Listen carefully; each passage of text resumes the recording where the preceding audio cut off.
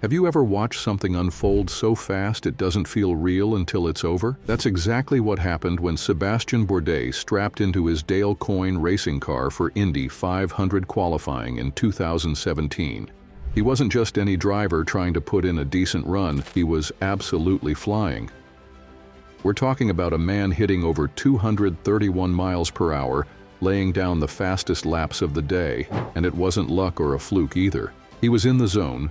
The car was working beautifully, and everyone watching could tell he was on a serious mission. At that point, Bourdais looked like a pole contender, possibly even a serious threat for the race win. But then, just a few seconds into his third qualifying lap, everything changed in a split second. Heading into turn 2, something went wrong, and it was the kind of wrong that makes your heart drop even before the car hits anything. The car twitched. Just slightly, the rear end came loose. And when you're doing 231 miles per hour, even the tiniest slip can be the start of something violent. You could see Sebastien trying to catch it. He made that instinctive correction that race drivers are trained to do, but it was already too late. The car snapped violently, pointing it straight into the wall at a terrible angle, around 45 degrees, which is one of the worst ways to hit because the energy doesn't get spread out. It focuses right on the point of impact. 1 second he was the fastest man at the speedway, and the next he was smashing into the wall with such force it ripped the car apart like paper. The crash was instant, vicious, and horrifying to watch. Parts of the car flew everywhere. The front wing tore off. Carbon fiber pieces exploded across the track. It was a mess. Debris scattered all over, safety crews rushing toward him, and stunned silence from the crowd and commentators. Everyone's first thought wasn't about lap times or pole position anymore. It was just, is he okay? His hands. He moved them. He reached up toward his helmet. That tiny movement was the biggest relief in the world, because when a crash looks that bad, you worry about the worst. But Sebastien was conscious, moving, trying to open his visor and respond to the safety crew, who were on him in under 30 seconds, like clockwork. That small sign told us he was alive and aware, but nobody knew yet how badly he was hurt. The broadcast stopped everything else and focused only on him. You could feel the energy shift. The commentators, usually upbeat and excited during qualifying, suddenly sounded like they were holding their breath. And they weren't alone. Everyone watching was glued to the screen, hoping for the best, but preparing for the worst. As the safety team carefully worked to extract Bourdais from the wreckage, you could see how badly the car was damaged. It looked like it had been through a blender. But ironically, that destruction was a good sign. IndyCar chassis are designed to do exactly that, to break apart in order to protect the driver. Everything around Sebastien was gone, ripped away by the force of the impact, but the part that mattered, the survival cell, the cockpit, was intact. It did its job, just like the safer barrier on the wall did its job. Those two things saved his life. Now here's where it gets even more intense. Normally, after a crash like this, the driver is taken to the track's medical center, which is located right inside the speedway. But not this time. The decision was made to send Sebastien straight to Methodist Hospital in downtown Indianapolis. That told us right away, this was serious. Later it was confirmed that he'd suffered multiple fractures to his pelvis and hip. It was the kind of injury that not only takes you out of a race, it takes you out of a season. Just like that, in one horrifying crash, Sebastien's 2017 campaign came to a sudden, brutal halt. What makes it even more heartbreaking is the momentum he had leading up to that moment. Dale Coyne Racing, the team he drove for, had started the season incredibly strong. They weren't just showing up to compete, they were showing up to win. Bourdais had already won the season opener in St. Petersburg and was sitting near the top of the championship standings. It was shaping up to be a dream season, and in that moment, during qualifying at Indy, he looked like he was about to make a real statement that he wasn't just fast on the street circuits, but a contender for the most prestigious race in American motorsport. Then it all unraveled, one turn away from greatness.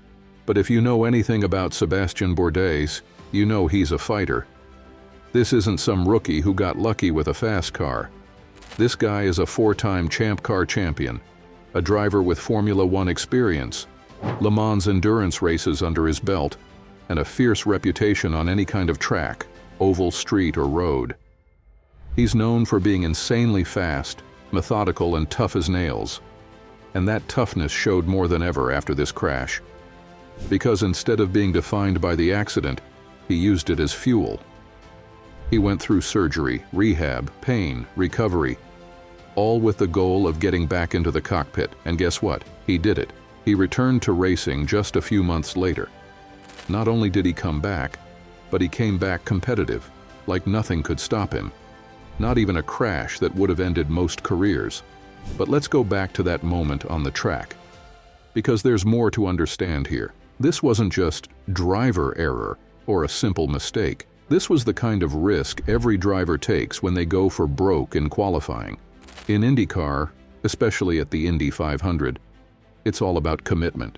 There's no safe lap if you want the pole.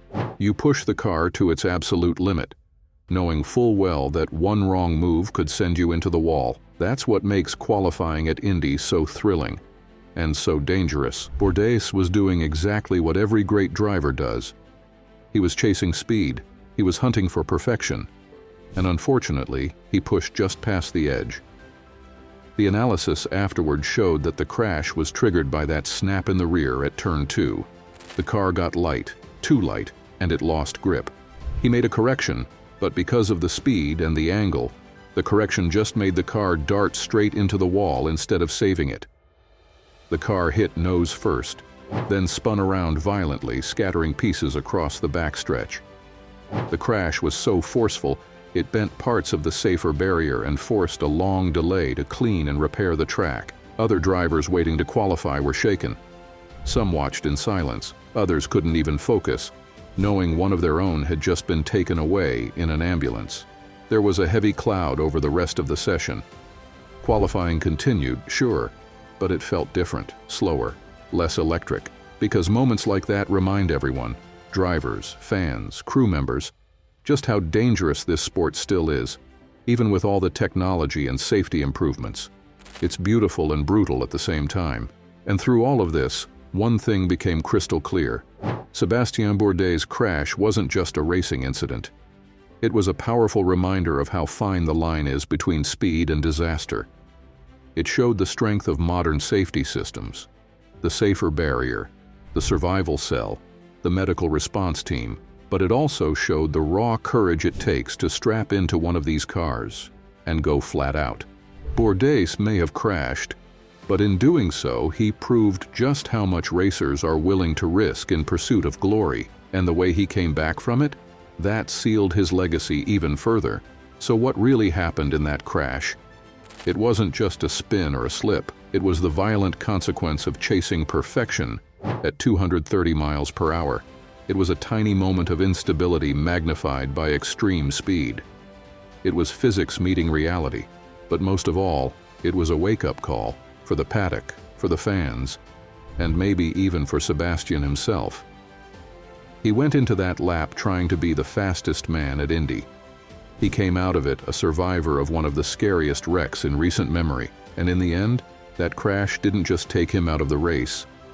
It reminded the world why he's one of the toughest, most respected names in racing. Because sometimes, surviving the worst is the strongest thing you can do. If this story blew your mind, hit that like button and subscribe for more wild racing breakdowns. Got thoughts on Bourdais' crash? Drop a comment. Let's talk racing.